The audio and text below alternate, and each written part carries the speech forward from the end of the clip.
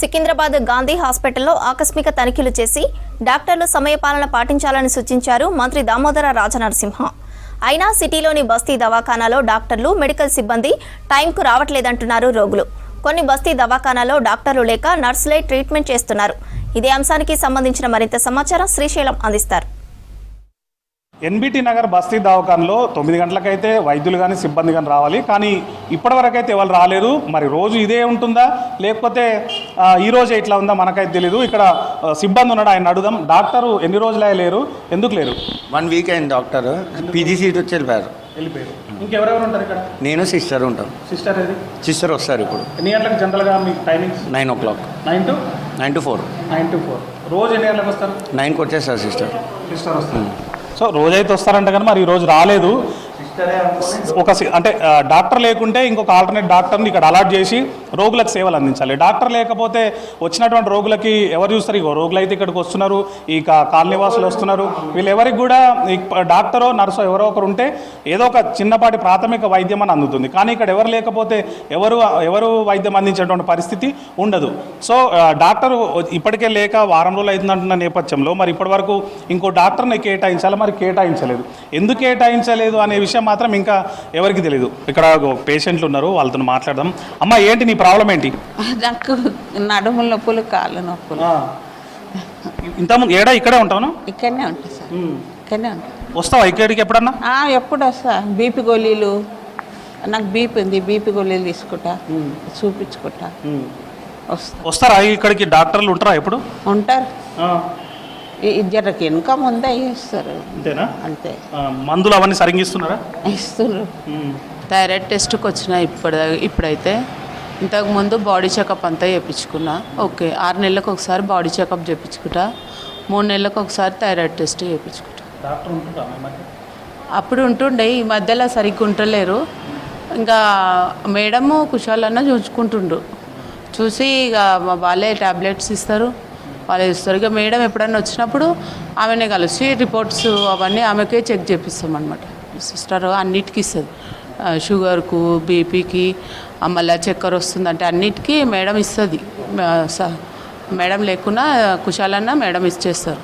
9:30 తర్వాత నర్సు ఉన్నారు, అయితే ఆ సపోర్ట్ స్టాఫ్ మాత్రం 9 గంటలకు ఉన్నారు. నర్సు మనతో ఉన్నారు.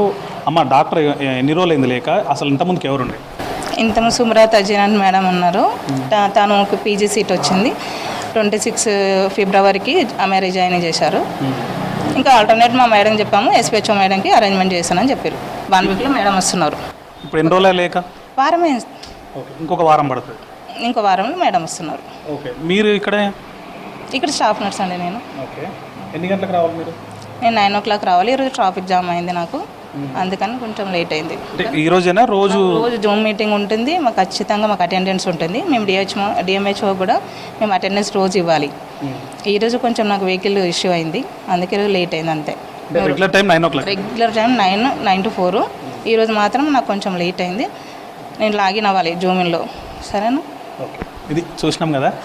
రోజైతే 9 గంటలకు వస్తే కానీ ఈరోజు 9:30కి వచ్చిందని చెప్తున్నారు, ట్రాఫిక్ అని చెప్తున్నారు. కానీ మనం ఇక్కడ చూడొచ్చు, వాళ్ళు కరెక్ట్గా 9 గంటలకు డోర్ తీసిన దగ్గర నుంచి ఇక్కడే ఉన్నారు.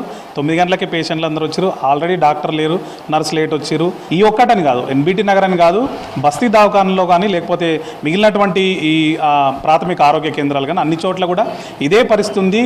సమయపాలన లేకపోవడం, లేదంటే సరైన టైంకు వైద్యులు అందుబాటులో లేకపోవడంతో ఇబ్బందులు పడుతున్నారు రోగులు. ప్రస్తుతం మనం జూబ్లీహిల్స్లోని ప్రశస్త నగర్ బస్తీ దవాఖాన దగ్గర ఉన్నాం. ఇక్కడ కూడా ఒక విచిత్రమైన పరిస్థితి ఉంది. ఎక్కడైతే మనం ఇందాక చూసిన ఎన్బిటి నగర్ బస్తీ దవాఖానలో డాక్టర్ గత వారం రోజుల నుంచి లేరో, ఇక్కడ కూడా అదే పరిస్థితి ఉంది. గత 10 రోజుల నుంచి కూడా డాక్టర్ అందుబాటులో లేదు. ఎందుకు అనంటే తన ట్రాన్స్ఫర్స్లో భాగంగా ఆమె వెళ్ళిపోయారని చెప్తున్నారు. మరో డాక్టర్ రావాలంటే 10 రోజులు పడుతుంది. ఇక్కడ సిబ్బంది చెప్తారు. మనం లోపలికి కూడా వెళ్ళి చూద్దాం. ఇక్కడ సిబ్బంది అయితే ఉన్నారు కానీ డాక్టర్ అయితే లేరు. గత 10 రోజుల నుంచి కూడా డాక్టర్ లేరని ఇక్కడ ఉన్నటువంటి సిబ్బంది మనకి ఇందాక చెప్పారు. చూడొచ్చు మనం, డాక్టర్ రూమ్ అయితే ఖాళీ ఉంది. మరి అన్ని చోట్ల కూడా, అంటే ఇప్పుడు మనం పరిశీలించిన 2 చోట్ల కూడా డాక్టర్ లేక వారం 10 రోజులు అవుతుంది. మరి ఇంకొక డాక్టర్ని, ఆల్టర్నేటివ్ డాక్టర్ని ఇక్కడ అరేంజ్ చేయాల్సింది.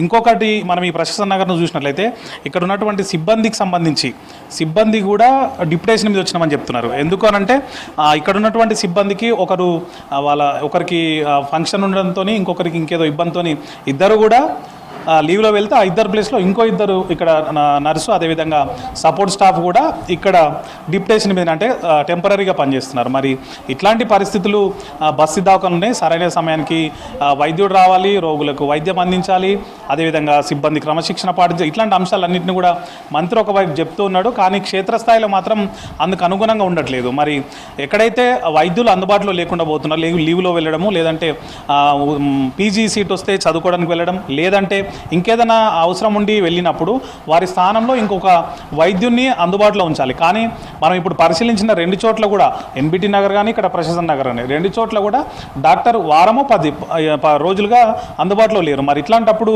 వచ్చినటువంటి రోగులకు ఎట్లా సేవలు అందిస్తారు ఏంటి అనేది అర్థం కాని పరిస్థితి.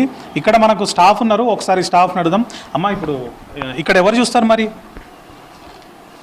అంటే పేషెంట్లు వస్తే వాళ్ళకి మందులు కానీ ఎవరు కానీ ఎవరు ఇస్తారు? అంటే ఆల్టర్నేట్గా డిప్యుటేషన్ కింద పెడుతున్నారు, బట్ ఇవాళ అరేంజ్ చేయలేరు. అరేంజ్ చేస్తానని చెప్పేసి మా ఇన్ఛార్జ్ వాళ్ళు చెప్పారు. ఎన్ని రోజులైంది ఇక్కడ డాక్టర్ లేక?